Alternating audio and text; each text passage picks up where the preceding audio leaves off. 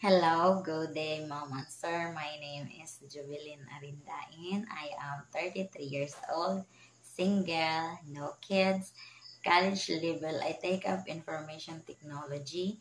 I am from Davao del Sur, Philippines. I am an ex-abroad from Doha, Qatar, way back 2016 to 2018.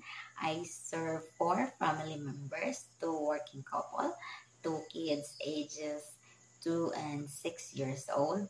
My house duty are I wake up 6 in the morning, prepare the breakfast, and send them to the bus stop.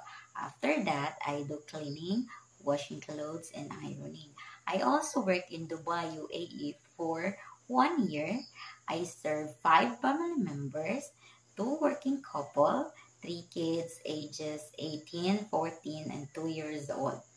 My house duty are I wake up 6:30 in the morning, prepare their breakfast, ironing, washing clothes, and cleaning. And also, I work in Hong Kong for 2 years and 2 months. I serve 3 family members, 2 working couple, 1 newborn baby. My house duty are taking care of the newborn, feeding, changing diaper, taking him a bath, cooking, cleaning, ironing, and once a week do marketing.